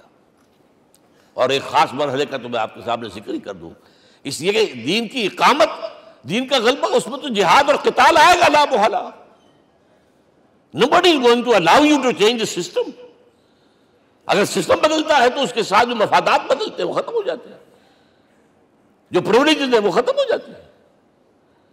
لہذا جب غزوہ بدر کا مرحلہ آیا ہے، حضور نے مجلس شورا منعقد کی، اور آپ نے جو وحی سے آپ کو بتا دیا گیا تھا، دیکھو ایک قافلہ آ رہا ہے شمال سے، مال غنیمت سے لدا پھدا ہے، اور 50 صرف اس کے ساتھ محافظ ہیں۔ ایک لشکر آ رہا ہے جنوب سے، گیل کانٹے سے لیس، اور اللہ نے وعدہ کیا ہے کہ ایک پر ضرور تمہیں فتح دے گا، بتاؤ کدھر چلے۔ یہ اصل میں کسی بھی سپہ سالار کے لیے وقت ہوتا ہے کہ اپنے ساتھیوں کے مورال کا اندازہ کرے۔ کچھ ہوں گے ہم جیسے کمزور بھی، انہوں نے کہا کہ حضور پہلے قافلے کی طرف چلے، آسانی سے فتح بھی ہو جائے گی اور ہتھیار مل جائیں گے ہمیں، ہمارے پاس تو ہتھیار بھی نہیں ہے، گنتی کے لوگوں کے پاس تلواریں بھی نہیں سب کے پاس، تو 50 آدمیوں کے ہتھیار تو ملیں گے، پھر لشکر سے نپٹ لیں۔ اب حضور کہہ رہے ہیں اشیرونی اشیرونی اشیرونی۔ حضرت مقداد بن اسود کھڑے ہوتے ہیں، حضور ہمیں موسیٰ کے ساتھی نہ سمجھیے جنہوں نے کہہ دیا فَاذْهَبْ أَنْتَ وَرَبُّكَ فَقَاتِلَا إِنَّا هَاهُنَا قَاعِدُونَ۔ ہم موسیٰ کے ساتھی نہیں ہیں، ہم آپ کے جانثار ہیں، آپ جو آپ کی نیت ہے آپ بسم اللہ کیجیے، اب آپ کو کیا پتا ہمارے ذریعے آپ کو اللہ تعالیٰ آنکھوں کی ٹھنڈک عطا فرمائے۔ حضور پھر فرمایا مجھے مشورہ دو، مجھے مشورہ دو۔ تب خیال آیا سعد ابن عبادہ رضی اللہ تعالیٰ عنہ کو، جو رئیس انصار تھے، ہو نہ ہو یہ ہماری طرف روئے سخن ہے، کیونکہ بیعت عقبہ ثانیہ جس کے نتیجے میں ہجرت ہوئی ہے اس میں طے یہ ہوا تھا کہ اگر یہ مکے والے مدینے پر حملہ آور ہوں گے آپ کو ختم کرنے کے لیے، ہم آپ کی حفاظت ایسے ہی کریں گے جیسے اپنے بیوی بچوں کی۔ اور ابھی مدینے پر حملہ ہوا نہیں ہے، حضور پری ایمپٹ کر رہے ہیں، باہر نکل کے مقابلہ کرنا چاہ رہے ہیں، تو گویا کہ انصار کور نہیں ہوتے اس کے اندر، اس لیے بار بار اشیرونی، مجھے مشورہ دو۔ اب سعد بن عبادہ کھڑے ہوتے ہیں، کأنک تعنینا یا رسول اللہ صلی اللہ علیہ وسلم، اے اللہ کے رسول شاید آپ کا روئے سخن ہماری جانب ہے، فإنا آمنا بک وصدقناک، ہم آپ پر ایمان لا چکے ہیں، ہم نے آپ کی تصدیق کی، اب ہمارے پاس چوائس کون سا ہے؟ اگر آپ آگے چلیں ہم پیچھے چلیں گے، اگر برق الغماد تک پہنچیں گے ہم اپنی اونٹنیوں کو دبلا کر دیں گے، یمن کا آخری شہر جو ہے برق الغماد، اور اگر آپ ساحل سمندر پر کھڑے ہو کر اپنی سواری سمندر میں ڈالیں گے ہم بھی ڈال دیں۔ بہرحال یہ مراحل ہیں کہ جن سے گزر کر حضور نے اللہ کے دین کو غالب کیا اور قائم کیا، اور اس ہر سطح پر، ہر مرحلے پر صحابہ کرام نے آپ کا ساتھ دیا، جہاں آپ کا پسینہ گرا وہاں انہوں نے اپنی خون کی ندیاں بہا دی۔ محمد رسول اللہ والذین معہ اشداء علی الکفار رحماء بینہم، یہ ہے در حقیقت عظمت محمد صلی اللہ علیہ وسلم۔ آج کے دور میں سمجھ لیجیے اچھی طرح، یہ دور جس کا کہ فاتح ہے حضور، فاتح سے مطلب افتتاح کرنے والے، اس دور میں اجتماعی نظام کی اصل اہمیت ہے۔ اجتماعی نظام غلط ہے، ایکسپلائٹیٹو ہے، تقسیم دولت کا نظام غلط ہے، کیا ہوگا؟ ایک طرف دولت جمع ہوگی، ایکومولیشن آف ویلتھ، ایک طرف بھوک، افلاس، فاقہ ہوگا۔ شاہ ولی اللہ دہلوی کہتے ہیں کہ جس معاشرے میں تقسیم دولت کا نظام غلط ہو جائے، یہ دو دھاری تلوار ہے، دو دھاری، دونوں طرف کاٹتی ہے۔ ایک طرف دولت جمع ہوگی تو عیاشیاں ہوں گی، بدماشیاں ہوں گی، گلچرے ہوں گے، وہ بھی خراب، معاشرے کے لیے خراب۔ اور ایک طرف فقر ہوگا اور بھوک ہوگی اور فاقہ ہوگا، یہ بھی خراب۔ اس لیے کہ حضور فرماتے ہیں کاد الفقر و یکون کفرا، فقر تو انسان کو کفر کی حد تک پہنچا دیتا ہے، لہذا فق کو کل نظام کو توڑنا ہوگا۔ یہ الفاظ شاہ ولی اللہ دہلوی رحمۃ اللہ علیہ کے، جو 12ویں صدی ہجری کے مجدد ہیں۔ اس نظام کو بدلنا، اب آپ سوچئے حضور صلی اللہ علیہ وسلم نے جب اپنے اس مشن کی تکمیل کر لی، تو میں اب دو باتیں آپ کو بتا رہا ہوں۔ چونکہ حضور کی بعثت صرف عرب کے لیے نہیں تھی، صرف عربوں کے لیے نہیں تھی، صرف ملک عرب کے لیے نہیں تھی۔ اگر یہ ہوتا تو آپ کا کام مکمل ہو گیا تھا، پورے عرب میں اللہ کی حکومت قائم ہو گئی، ایک ایک شخص تک قرآن پہنچ گیا۔ لیکن 5 جگہ قرآن میں آیا ہے وَمَا أَرْسَلْنَاكَ إِلَّا كَافَّةً لِلنَّاسِ بَشِيرًا وَنَذِيرًا، ہم نے نہیں بھیجا آپ کو مگر تمام انسانوں کے لیے بشیر اور نذیر بنا کر۔ لہذا کام مکمل نہیں ہوا۔ اقبال کہتا ہے وقت فرصت ہے کہاں، کام ابھی باقی ہے، نور توحید کا اتمام ابھی باقی ہے۔ یہ بھی تکمیل رسالت کا مظہر ہے کہ حضور سے پہلے کوئی رسول پوری نوع انسانی کے لیے نہیں بھیجا گیا، آپ پہلے رسول ہیں اللہ کے اور آخری جو پوری نوع انسانی کے لیے بھیجے گئے۔ حضرت عیسیٰ نے بھی یہی کہا تھا اپنے حواریین سے، تو سینٹ پال نے اسے تبلیغی مذہب بنایا ہے۔ انجیل میں اب بھی الفاظ موجود ہیں کہ I have been sent in search of the lost sheep of the house of Israel، میں تو اسرائیل کے گھرانے کی کھوئی ہوئی بھیڑوں کی تلاش میں بھیجا گیا ہوں، صرف بنی اسرائیل کے لیے۔ قرآن بھی کہتا ہے رسولا الی بنی اسرائیل، واحد رسول ہیں جو پوری دنیا کے لیے بھیجے گئے۔ اچھا کہہ دینا تو آسان ہو گیا، اس کا مطلب کیا ہے؟ جب تک پوری دنیا پر اللہ کا دین غالب نہ ہو، محمد کا مقصد بعثت ہنوز شرمندہ تکمیل ہے، اور یہ ہوگا، اس کی خبر دی ہے۔ یہ ایک تحفہ میں لے کر آیا آپ کے لیے، 8 صفحے ہیں، لیکن یہ سمجھیے کہ یہ سونے کے حروف سے شر لکھے ہوئے ہیں، وہ احادیث، وہ آیات جن میں حضور نے خبر دی ہے کہ پوری دنیا پر اللہ کا دین غالب ہوگا۔ ہو نہیں سکتا کہ دنیا ختم ہو جائے اور محمد کا مقصد بعثت ابھی مکمل نہ ہو، ناممکن۔ ان آیات کو پڑھیے، ان میں پھر احادیث پڑھیے۔ میں صرف 2 حدیثیں آپ کو سنا دوں۔ ایک میں حضور نے اپنے زمانے سے لے کر قیامت تک کے 5 ادوار گنائے ہیں، آپ پڑھ لیجیے گا، ٹیکسٹ ہے یہ، اور خدا کے لیے اس کی قدر کیجیے گا، یہ آیات ہیں، احادیث پھینک نہ دیجیے خدا کے لیے کہیں۔ اور اس کے اندر جو ہے اس وقت کے جو مایوسی کے اندھیارے ہمارے اوپر چھائے ہوئے ہیں، اس کا علاج ہے کہ نہیں، اور بھی دور فلک ہیں ابھی آنے والے، ناز اتنا نہ کریں ہم کو ستانے والے۔ بہرحال حضور نے جب اپنا مشن عرب کی حد تک مکمل کر لیا تو اب ایک بات نوٹ کیجئے، خطبہ حجۃ الوداع 1.25 لاکھ کا بجوا، حضور نے اپنے اس خطبے میں اپنی تعلیمات کے جو اہم نکات تھے انہیں اور دہرایا 3 مرتبہ ایک بات کی ہے۔ لاؤڈ سپیکر تو تھا نہیں، پہلے آپ ادھر رخ کرتے تھے، آپ کہتے تھے کچھ، ادھر لوگ آدمی آگے کھڑا ہوا اس کو آگے پہنچاتا اور آگے پہنچاتا تھا، پھر آپ سامنے رخ کر کے کہتے تھے، پھر بائیں طرف رخ کر کے 3 مرتبہ، ایک لفظ 3 مرتبہ۔ آخر میں ایک سوال کیا ہے، الا هل بلغت، دیکھو لوگوں میں نے پہنچا دیا یا نہیں؟ کیونکہ قرآن میں تحدید آئی تھی، اے نبی یا ایھا النبی بلغ ما انزل الیک من ربک وان لم تفعل فما بلغت رسالتہ، اے نبی جو کچھ تم پر نازل کیا گیا اللہ کی طرف سے پہنچا دو، اور اگر نہیں کیا تو رسالت کا حق ادا نہیں ہوگا۔ اور اس میں سورہ اعراف کی آیت نمبر 6 اگر پڑھ لیں، فَلَنَسْأَلَنَّ الَّذِينَ أُرْسِلَ إِلَيْهِمْ وَلَنَسْأَلَنَّ الْمُرْسَلِينَ، ہم ان سے بھی پوچھیں گے جن کی طرف رسولوں کو بھیجا، اور رسولوں سے پوچھیں گے ہم نے تمہارے پاس اپنا پیغام پہنچایا تھا، تم نے پہنچایا کہ نہیں لوگوں کو؟ اس لیے حضور نے گواہی لی، الا هل بلغت، دیکھو میں نے پہنچا دیا کہ نہیں؟ اور جواب کیا ملا؟ انا نشہد انک قد بلغت رسالۃ وادیت الامانۃ ونصحت الامۃ وکشفت الغمۃ، ہم گواہ ہیں حضور آپ نے رسالت کا حق ادا کر دیا، امانت کا حق ادا کر دیا، ہماری خیر خواہی کا حق ادا کر دیا، اور گمراہی کے اندھیرے جو ہے انہیں چھانٹ کر رکھ دیا۔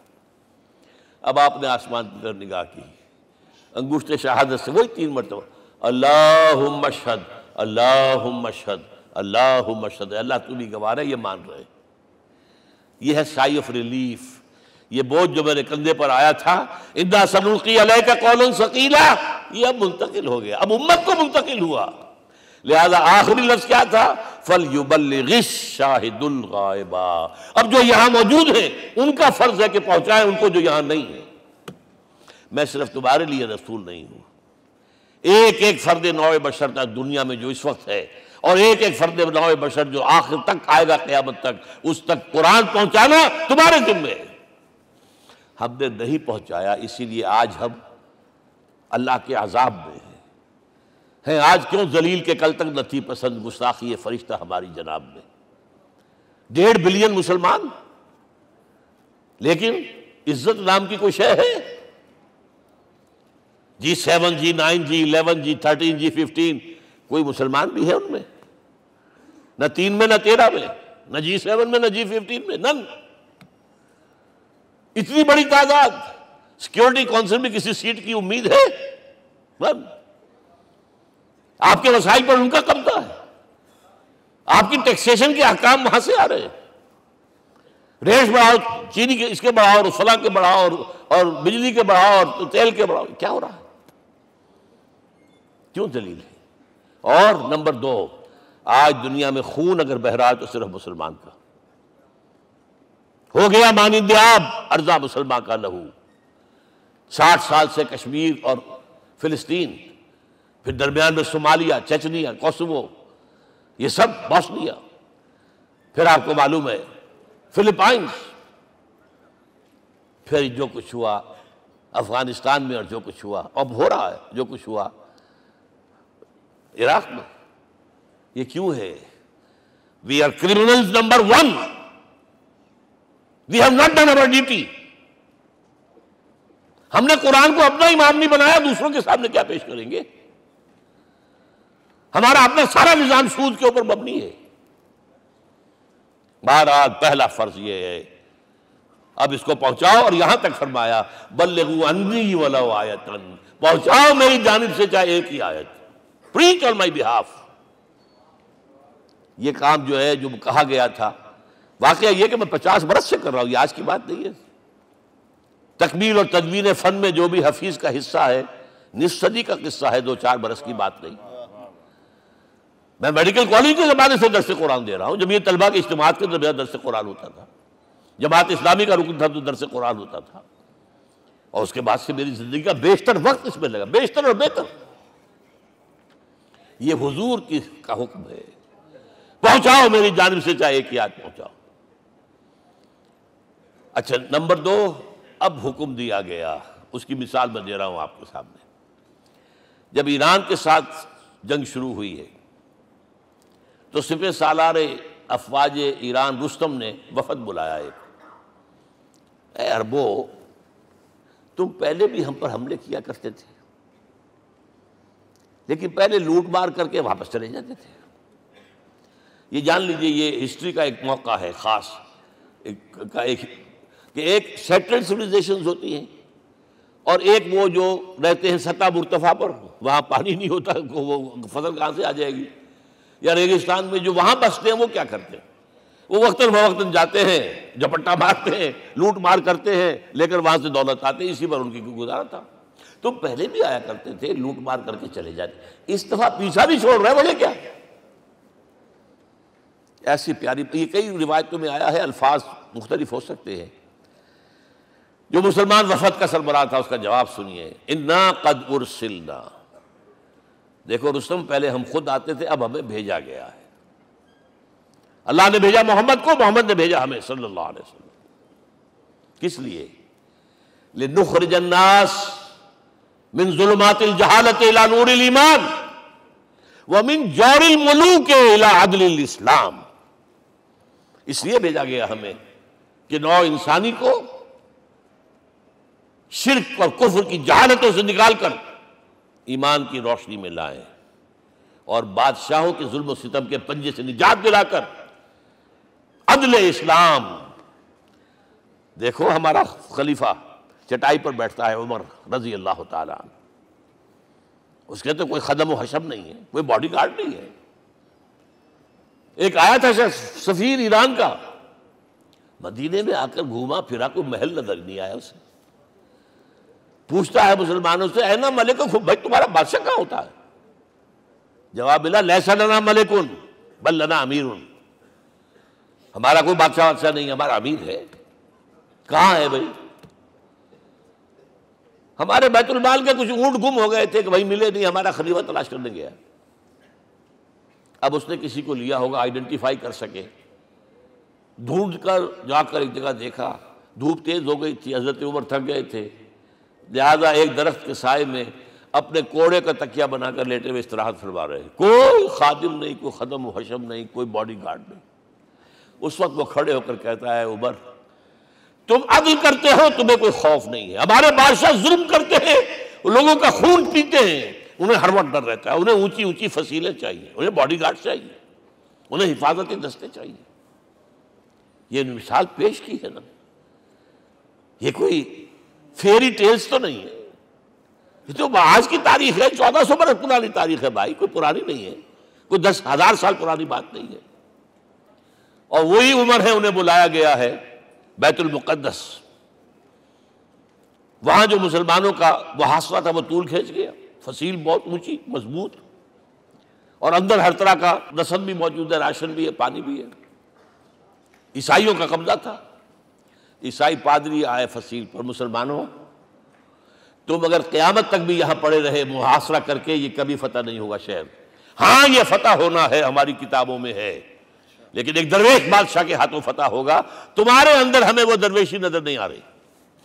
وہ چونکہ کچھ عرصہ ہو گیا تھا، شام میں پہنچ گئے تھے، خربوزے کو دیکھ کے خربوزہ رنگ پکڑتا ہے، اچھا لباس پہننا شروع کر دیا. اور وہاں تھے امین هذه الامہ ابو عبیدہ بن الجراح رضی اللہ تعالی عنہ، یکے عشرہ مبشرہ. ان کا فوراً کلک کیا، یہ بادشاہ مدینے میں بیٹھا ہوا تو ہے. یہاں سے ریکویسٹ کی گئی ہے آپ تشریف لائیے. اب 700 میل کا سفر ہے، کوئی ذاتی سفر نہیں، کسی بیٹے کے کنووکیشن میں کے لیے نہیں گئے ہیں، کوئی انٹوریج نہیں ہے، کچھ نہیں. ایک اونٹ، ایک خادم، اور اسی اونٹ پر راستے کا راشن، لہذا ایک آدمی بیٹھ سکتا ہے. اب ایک منزل خلیفہ اوپر تشریف فرما ہے اور خادم ہاتھ پکڑ کر آگے چل رہا. اگلی منزل خادم اوپر بیٹھا ہے اور خلیفہ ہاتھ پکڑ کے آگے چل رہا ہے. جب آخری منزل آئی ہے تو باری ہو گئی اس خادم کی. اس نے ہاتھ جوڑ دیے، خدا کے لیے لوگ دیکھیں گے، مجھے ماریں گے، تمہیں شرم نہیں آئی؟ خلیفۃ المسلمین جو ہے وہ آگے آگے تمہارے چل رہے تھے، تم براجمان تھے. حضرت عمر نے ڈانٹ پلائی، دوڑو دوڑو، نہیں، باری تمہاری ہے. وہ بیٹھا ہوا اوپر، حضرت عمر پھنکیل پکڑ کر آ رہے ہیں، اور بیچ میں کہیں کیچڑ آ گیا تھا، جوتیاں بھی ہاتھ میں پکڑی ہوئی ہیں. اب وہاں آتے ہی انہیں لے جایا گیا فصیل کے سامنے. انہوں نے اوپر سے اپنی کتابیں دیکھیں، ہاں یہی ہے درویش بادشاہ. یہ فتح نہیں ہوا تھا یروشلم، یہ ایک صلح کے طور پر انہوں نے دیا ہے، کھول دیا، آ جاؤ. اور انہوں نے شرط رکھوائی تھی کہ کہیں یہاں یہودیوں کو آباد نہیں ہونے دیں گے آپ. حضرت عمر نے اتنی رعایت کی تھی یہودیوں کے لیے کہ وہ یہاں آئیں، اپنے مقدس مقامات کی زیارت کر کے جا سکتے ہیں، لیکن یہاں سیٹل نہیں ہو سکتے. اس لیے وعدہ تھا. یہ وعدہ جو ہے سلطان عبدالحمید خان تک چلا ہے. بڑی سے بڑی رشوت پیش کی تھی زائنسٹ نے، تمہارے سارے قرضے ہم ختم کر دیں گے، تم جو ہے ہمیں فلسطین میں آباد ہونے کا حق دے دو. نہیں، جو معاہدہ عمر کا تھا اس میں کوئی ترمیم نہیں کر سکتا. تو یہ مثالیں ہیں جو پیش کی گئی ہیں. میں تو کہا کرتا ہوں، جب میں نے پڑھا تھا کہ کرنل جمال عبد الناصر کی بیٹی سائیکل پر جاتی ہے کالج، کیو این لائی کی بیٹی بھی سائیکل پر کالج جاتی ہے، احساس ہوا تھا عظمت ہے نا آخر، چاہے وہ کسی غیر میں ہو. اور واقعہ یہ ہے کہ میں بیان کرنے سے رہ نہیں سکتا. جب میں نے لال بہادر شاستری کے بارے میں سنا، he had no house in the whole of India. یہ تو بھارت کی ڈیموکریسی کا ایک معجزہ ہے. A person who doesn't own a house in the whole length and breadth of India, and he rose to the position of Prime Minister. ہمارے ہاں کسی میونسپلٹی کا جو ہے ممبر نہیں بن سکتا، اس کی بیوی اپنے گھر میں خود کھانا پکاتی تھی، کوئی ملازم نہیں تھا۔ اور جب ہارٹ اٹیک ہوا ہے تاشقند میں، تو وہ جو مرتے دم بات کی ہے اس نے ماتا جی سے کی ہے، بیوی سے نہیں کی۔ یہ ہماری مشرقی روایات ہیں، ماں کا مقام۔ لیکن یہ تمام مثالیں جو ہیں، پوری نوع انسانی 10 مرتبہ پیدا ہو کر ختم ہو جائے، حضرت عمر والی مثالیں نہیں لا سکتے۔ رات کو گشت کر رہے ہیں، ایک جگہ سے رونے کی آواز آئی، معلوم ہوا کہ بچے ہیں، بھوکے ہیں، رو رہے ہیں۔ ماں سے پوچھا گیا کیا معاملہ ہے؟ کہ کیا کروں، کچھ نہیں ہے، میں نے یہ آنڈی چڑھا دی ہے، چولہے کے اوپر آگ جلا دی ہے، بچوں سے کہا کچھ پک رہا ہے، ذرا انتظار کرو، سو جائیں گے۔ کانپ گئے، ایسے گئے سیدھے بیت المال، آٹے کی بوری اپنے غلام سے کہا میرے کندھے پر رکھ، میں لے چلتا ہوں۔ نہیں، قیامت کے دن تم میرا بوجھ نہیں اٹھا سکو گے۔ اپنے کندھے پر بوری رکھ کر لائے ہیں، کھانا پکوایا، کھلایا بچوں کو۔ اب اگر حضور یہ کہے کہ سید القوم خادم ہوں، تو یہ حقیقت تھی کہ نہیں تھی؟ ورنہ اگر یہ مثال نہ آتی تو کہتے جی شاعری تو اچھی ہے، بہت اچھا شعر کہہ دیا، کوئی سردار بھی کبھی خادم ہوا ہے۔ اب یہ ہے کہ یہ نظام دنیا میں، بس آخری بات پہ میں آ گیا ہوں، یہ خوشخبریاں میں آپ کے ساتھ یہ تحفہ لے کر آیا، یہ پڑھیے کہ نظام دوبارہ آنا ہے۔ محمد کی پیشین کوئی غلط نہیں ہو سکتی، وہ صادق المصدوق صلی اللہ علیہ وسلم۔ اگرچہ ابھی ہمیں اور سزائیں ملنی ہیں، اور سخت سے سختر سزائیں آنی ہیں۔ ابھی آرمگیڈون سر پر تنی ہوئی ہے، کھڑی ہوئی ہے، ملحمۃ العظمیٰ جسے حدیث میں کہا گیا۔ آرمگیڈون پتہ نہیں آپ نے کبھی سنا ہے کہ نہیں سنا ہے؟ یہ بائبل کی آخری کتاب جو ریولیشن جان ہے، اس میں ہے کہ ایک بہت بڑی جنگ ہوگی، گریٹر اسرائیل بنانے کے لیے بہت بڑی جنگ ہوگی، and you set the stage has been set for that۔ NATO تیار اسی کے لیے ہو رہا ہے دوبارہ۔ کس لیے؟ نیٹو چیف سے پوچھا گیا تھا کہ تمہارا دشمن جو تھا USSR تو ختم ہوا، گھٹنوں کے بل پڑا ہوا ہے، اب کس کے لیے اس کو ایکسٹینڈ کر رہے ہو اور آرگنائز کر رہے ہو؟ اب ہمیں مسلم فنڈامنٹلسٹ سے نمٹنا ہے۔ یہ ہے وہ کروسیڈ جو شروع ہوئی۔ یہودی اور عیسائی نیو کنزرویٹوز، نیو کونس، یہ دونوں جڑے ہوئے ہیں، ایک 5 پوائنٹ ایجنڈا ہے ان کا جس پر دونوں کا اتفاق ہے۔ تو ابھی ہم پر بڑے برے وقت آنے ہیں، ہمیں سزائیں ابھی اور ملنی ہیں، لیکن ٹیبلز ول بی ٹرنڈ، دنیا میں اللہ کا دین قائم ہوگا، چاہے ابھی اور اپس اینڈ ڈاؤنز آئیں گے، لیکن ہوگا، لیکن ہوگی، وہ وقت آئے گا اللہ کا دین قائم ہوگا پوری دنیا میں۔ ایک حدیث میں آپ کو سنانے چلا تھا، حضرت ثوبان سے رضی اللہ تعالیٰ عنہ، مسلم شریف کی روایت ہے۔ حضور نے فرمایا ان اللہ زوالی الارض، اللہ نے میرے لیے پوری زمین کو لپیٹ دیا۔ فرائے تو مشارقہا و مغاربہا، میں نے اس کے سارے مشرق دیکھ لیے، سارے مغرب دیکھ لیے۔ وَإِنَّ أُمَّتِي سَيَبْلُغُ مُلْكُهَا مَا زُوِّئَ لِي مِنْهَا، میری امت کی حکومت ان تمام علاقوں پر قائم ہو کر رہے گی جو اللہ نے زمین کو لپیٹ کر مجھے دکھا دیے۔ یہ ہونا ہے، and that is going to be the end of this world۔ آرمگیڈون بھی آ جائے گی پہلے، ملحمۃ العظمیٰ بھی آئے گا، سزائیں بھی ملیں گی، بالآخر وہ ہوگا۔ لیکن آخری بات، میرے اور آپ کے لیے مسئلہ لمحہ فکریہ کیا ہے؟ میں اور آپ کہاں کھڑے ہیں؟ Are we on the side of Allah or on the side of America؟ بہرحال یہ تو جو اپس اینڈ ڈاؤنز آنے ہیں، میرے اور آپ میں سے ہر شخص کے سوچنے کی بات یہ ہے، یہ تو انقلاب تو آئے گا، حضور کے ذریعے سے آیا، کچھ لوگ حضور کے ساتھی بن گئے، ان کی دنیا بن گئی، آخرت بن گئی، قیامت میں کے بعد جو کچھ ملنا ہے اللہ تعالیٰ، روح و ریحان و جنت النعیم۔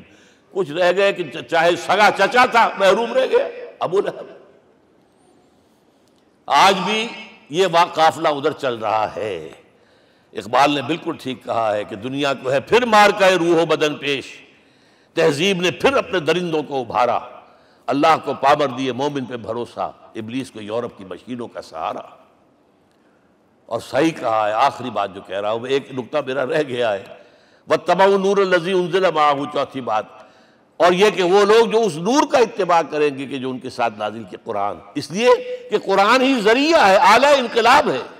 قرآن انسانوں کو بدلتا ہے، افراد کو، افراد مل کر جماعت بن کر وہ جو انقلاب برپا کرتے.